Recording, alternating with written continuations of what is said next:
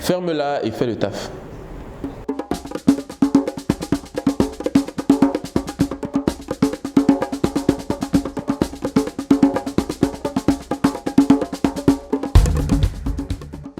Ok, je m'appelle Alain Didier, AD c'est plus court, donc je m'appelle AD Wunje, j'ai 27 ans et je travaille actuellement en tant qu'auteur et commercial dans une entreprise de télécommunications. Je vends techniquement depuis 7 ans, ça veut dire que j'ai un contrat sur lequel c'est écrit « Vous vendez ceci depuis 7 ans ». Et depuis 5 ans pour des produits technologiques à forte valeur ajoutée et depuis 3 ans dans l'entreprise dans laquelle je travaille actuellement. En tant qu'auteur, j'ai commencé à écrire en 2014 et les deux tâches sont reliées l'une à l'autre. Donc ce que je fais quand j'écris me permet de mieux vendre et quand je vends, ça me permet de mieux écrire sur ce pourquoi je vends.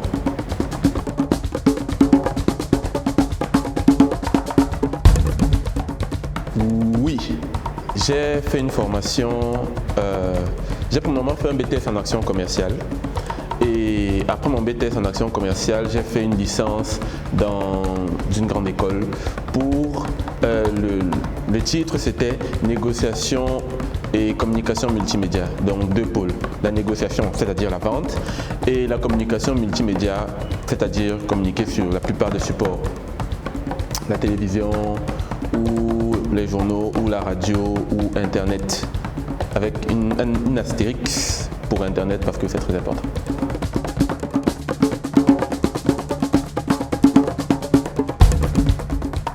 Deux choses, une chose très ennuyeuse et très inintéressante qu'on appelle les rapports et une autre chose très intéressante et très passionnante qu'on appelle convaincre le client. Et les négociations avec le client se font en plusieurs étapes. La première étape, c'est la prospection, qui n'est pas, au cas où quelqu'un poserait la question, prospecter, ce n'est pas vendre. Prospecter, c'est chercher des personnes qui ne connaissent pas le produit et qui vont connaître le produit. Donc, après la prospection, je saute les étapes, il va y avoir les étapes de négociation, les étapes où on présente le produit, où on approche le client. Il y a un cycle très facile de tous les vendeurs qui permet d'arriver directement à ce qu'on veut. AIDA, attirer l'attention, susciter l'intérêt, provoquer le désir et susciter l'action. Dans la journée, on fait ça et ensuite, il ne faut pas oublier de le faire parce que c'est détestable, mais il faut le faire. On fait les rapports.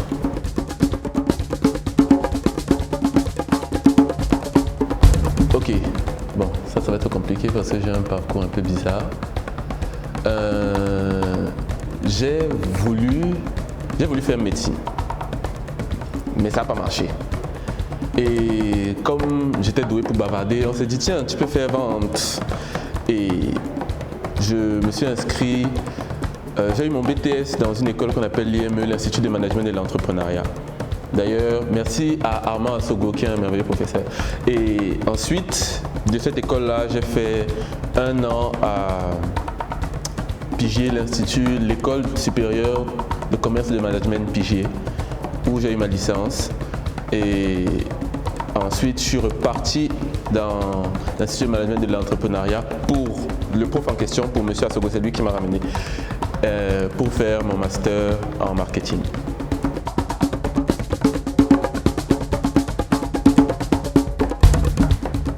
Donc, on avait un client qu'on essayait de récupérer depuis des mois parce que c'était un client qu'on avait perdu. Il y avait un nouveau concurrent qui avait des prix agressifs. À cette époque-là, je vendais des voitures. En fait, on faisait de la location de voitures et notre concurrent avait de meilleures voitures à plus bas prix. Donc, il n'était pas battable sur le plan rationnel.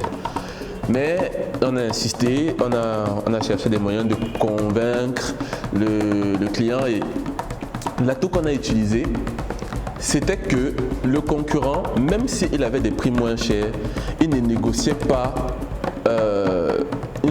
sur le court terme. Donc c'était la loi du tout ou rien pour lui. Et on avait obtenu cette information, ça avait coûté cher, mais on avait pu obtenir cette information, on avait pu obtenir sa grille de prix. Et ce qu'on a fait, ça a duré 1 heure à peu près.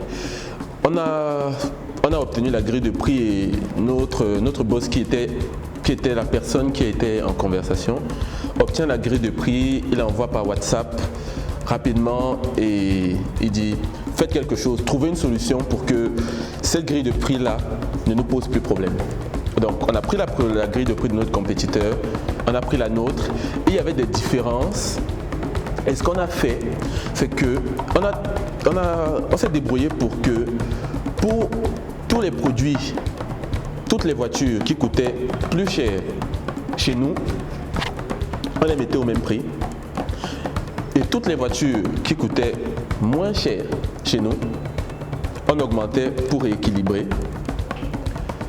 Mais on avait mis une clause particulière qui ne se trouvait pas sur l'offre du compétiteur. C'était que les prix étaient négociables en fonction de la quantité et de la durée de la course. Du coup, on restait plus cher en théorie, mais en pratique, étant donné que notre client allait utiliser plus de voitures plus souvent, ça allait finir par lui coûter moins cher. Et on l'avait précisé dans l'offre qu'on lui proposait.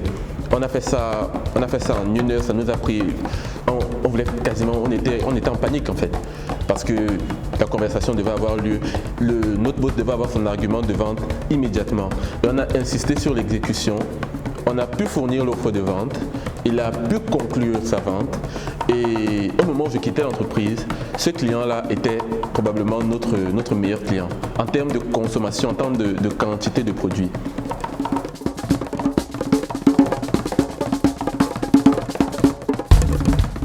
Lorsque j'ai commencé,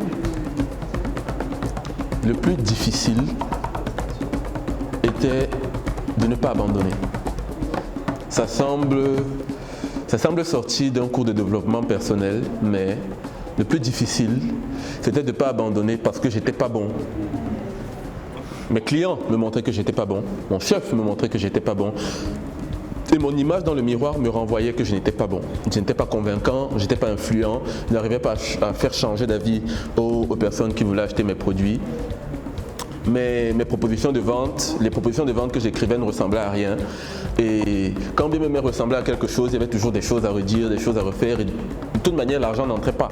Et le travail d'un vendeur, c'est de faire entrer l'argent, donc forcément.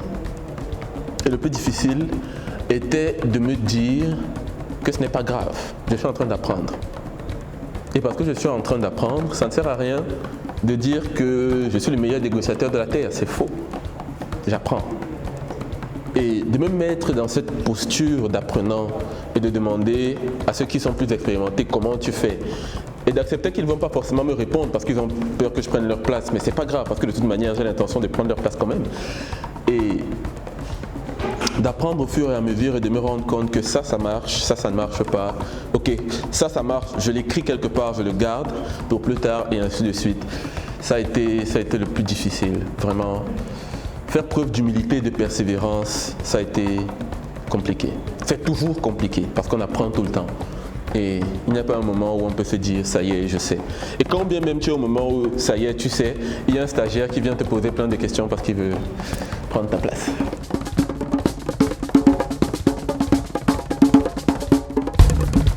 Le courage.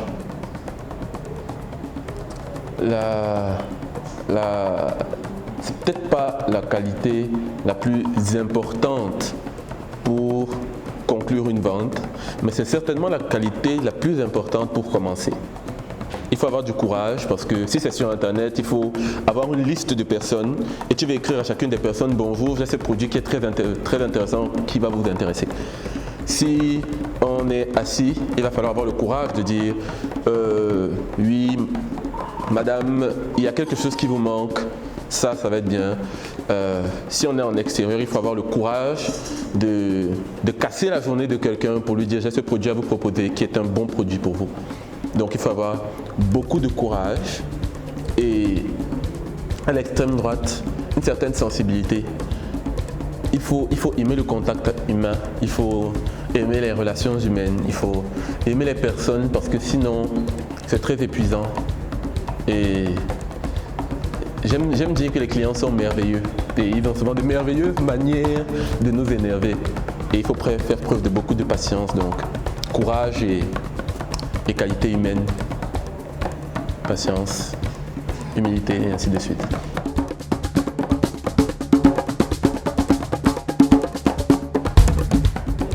Le premier interlocuteur du vendeur, c'est le client. Le deuxième interlocuteur du vendeur, c'est le responsable de vente. Et le troisième interlocuteur, ça va être... si le vendeur est aussi caissier, l'équipe de comptabilité. Mais les deux personnes, et la personne la plus importante, ça va être le client. Ça va être les clients qui viennent, les clients avec lesquels on interagit, les clients qui nous disent que le produit ne fonctionne pas et donc il faut s'assurer que le produit fonctionne. Ce sont les premiers interlocuteurs.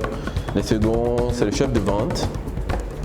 Et puis l'équipe support, parce que souvent, sauf quand tu es entrepreneur et donc ton produit c'est toi qui le fabriques, le vendeur n'est pas celui qui fabrique le produit et souvent le produit ne fonctionne pas. Donc il faut que le vendeur aille dire à l'équipe technique que le produit ne fonctionne pas et l'équipe technique déteste ça. Et c'est une conversation très énervante parce que les techniciens ne connaissent pas les clients.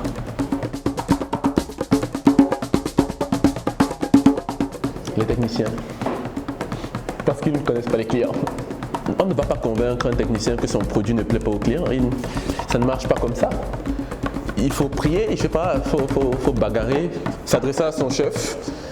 Ça ne marche pas. Je veux dire, vraiment, s'il y a quelqu'un qui sait comment est-ce qu'on explique à un technicien que le produit ne fonctionne pas, qu'il m'explique, parce que c'est dur. C'est dur. Mais simplement, l'astuce qui peut aider, c'est simplement de traiter le technicien comme tu traites ton client. Faire preuve de patience, écouter, faire preuve de courage. Et la plupart du temps, de toute manière, même si on ne s'entend pas, on est d'accord sur une chose, c'est qu'on veut satisfaire le client et surtout générer du revenu. Donc si on peut s'entendre au moins sur ça, on va s'entendre sur le reste.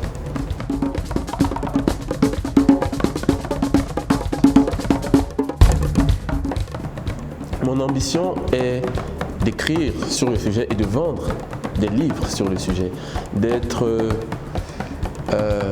un auteur reconnu dans le domaine du marketing, de la communication.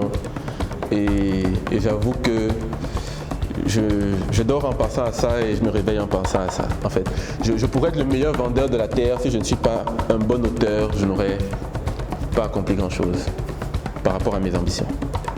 Ouais.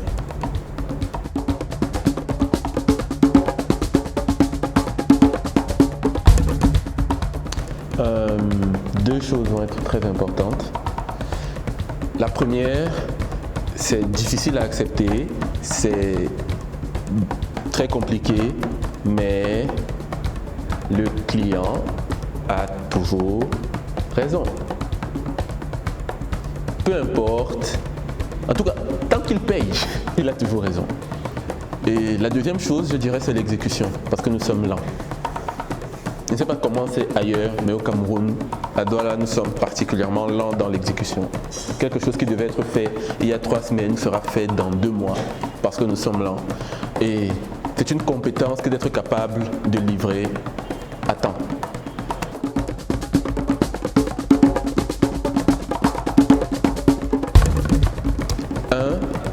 Ferme-la et fais le taf.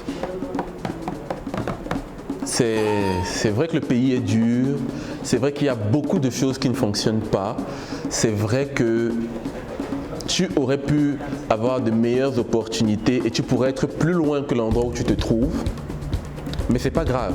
Tu es de toute manière plus loin que tu ne l'aurais été dans d'autres circonstances. À partir du point où tu te trouves, tais-toi un peu et travaille. Deuxième conseil, courage, n'abandonne pas, même si c'est difficile. Et troisième conseil, si c'est trop difficile, eh bien, ouais, tu t'assois, tu poses des questions, tu cherches du feedback. Et ensuite, lorsque tu as assez d'informations, lorsque tu as posé assez de questions, tu écoutes le conseil 1, tu fermes ta bouche et tu fais le taf. Ça peut aider.